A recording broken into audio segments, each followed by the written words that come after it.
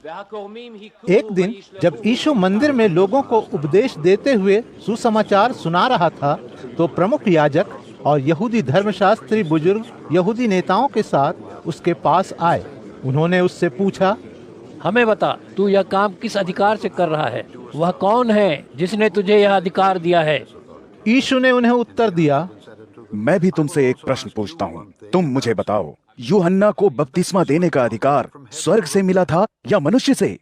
इस पर आपस में विचार विमर्श करते हुए उन्होंने कहा, यदि हम कहते हैं स्वर्ग से, तो यह कहेगा, तो तुमने उस पर विश्वास क्यों नहीं किया? और यदि हम कहें मनुष्य से, तो सभी लोग हम पर पत्थर बरसाएंगे, क्योंकि वे यह मानते हैं कि यूहन्ना एक नबी था। सो उन्होंने उत्तर दिया कि वे नहीं जानते कि वह कहाँ से मिला। फिर यीशु ने उनसे कहा, तो मैं भी तुम्हें नहीं बताऊंगा कि यह कार्य मैं किस अधिकार से करता हूँ।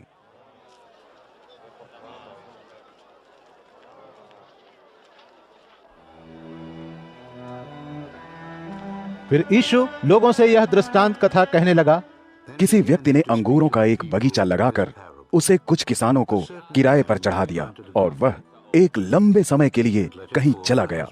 जब फसल उतारने का समय आया तो उसने एक सेवक को किसानों के पास भेजा ताकि वे उसे अंगूरों के बगीचे के कुछ फल दे दें। किंतु किसानों ने उसे मार पीट कर खाली हाथों लौटा दिया। तो उसने एक दूसरा सेवक वहां भेजा, किंतु उन्होंने उसकी भी पिटाई कर डाली। उन्होंने उसके साथ बहुत बुरा व्यवहार किया और उसे भी खाली हाथों लौटा दिया। इस पर उसने एक तीसरा सेवक भेजा, किंतु उन्होंने इसको भी घायल करके बाहर धकेल दिया। तब बगीचे का स्वामी कहने लगा, मुझे क्या करना चाहिए? मैं अपने प्यारे बेटे को भेजूंगा। किंतु किसानों ने जब उसके बेटे को देखा तो आपस में सोच विचार करते हुए वे बोले, यह तो उत्तराधिकारी है, आओ हम इसे मार डालें ताकि उत्तराधिकार हमारा हो जाए। और उन्होंने उसे बगीचे से बाहर खदेड़कर मार डाला। तो फिर बगीचे का स्वामी उनके साथ क्या करेगा? वह आएगा और उन किसानों को मार डालेगा तथा अंगूरों का बगीचा औरों को सौंप देगा। उन्होंने जब यह सुना तो वे बोले, ऐसा कभी न हो। तब यीशु ने उनकी ओर देखते हुए कहा, तो फिर यह जो लिखा है उसका अर्थ क्या है? जिस पत्थर को कारीगरों ने बेकार समझ लिया था, वही कोने का प्रमुख पत्थर बन गया। हर कोई जो उस पत्थर पर गिरेगा टुकड़े टुकड़े हो जाएगा, और जिस पर वह गिरेगा चकनाचूर हो जाएगा। उसी क्षण यहूदी धर्मशास्त्री और प्रमुख याजक कोई रास्ता ढूंढकर उसे पकड़ लेना चाहते थे, क्योंकि वे जान गए थे कि उसने यह दृष्टांत कथा उनके विरोध में कही है, किंतु वे लोगों से डरते थे। सो वे सावधानी से उस पर नजर रखने लगे। उन्होंने ऐसे गुप्तचर भेजे जो ईमानदार होने का ढोंग रचते थे, ताकि वे उसे उसकी कही किसी बात में फंसाकर राज्यपाल की शक्ति और अधिकार के अधीन कर दें।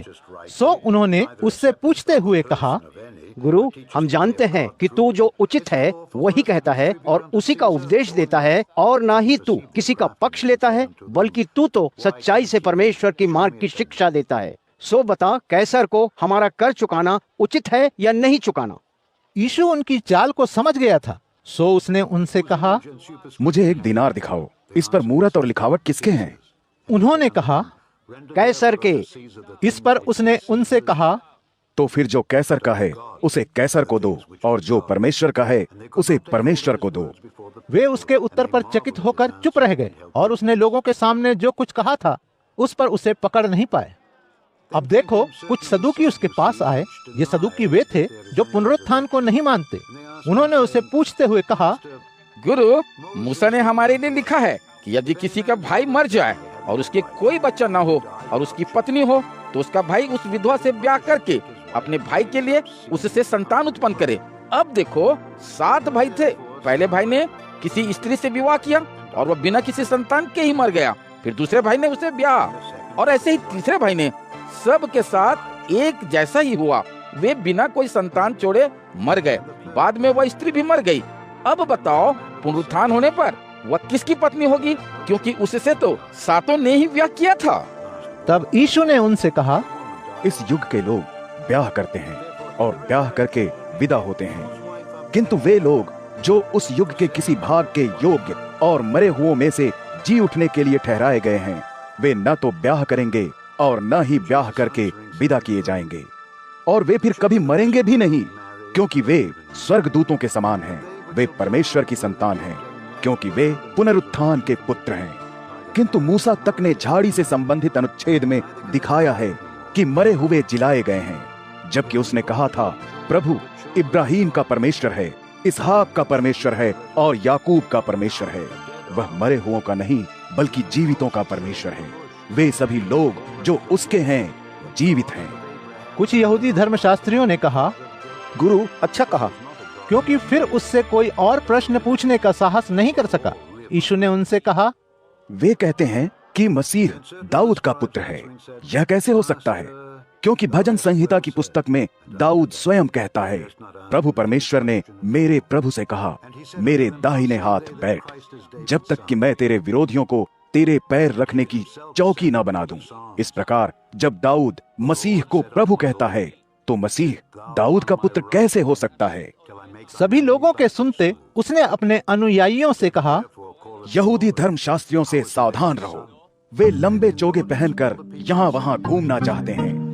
हाट बाजारों में वे आदर के साथ स्वागत सत्कार पाना चाहते हैं और यहूदी आराधनालयों में उन्हें सबसे अधिक महत्वपूर्ण आसन की लालसा रहती है। दावतों में वे आदरपूर्ण स्थान चाहते हैं। वे विधवाओं के घर बार लूट लेते हैं। दिखावे के लिए वे लंबी लंबी प्रार्थनाएं करते हैं। इन लोगों को कठिन से कठिन दंड भुगतना होगा।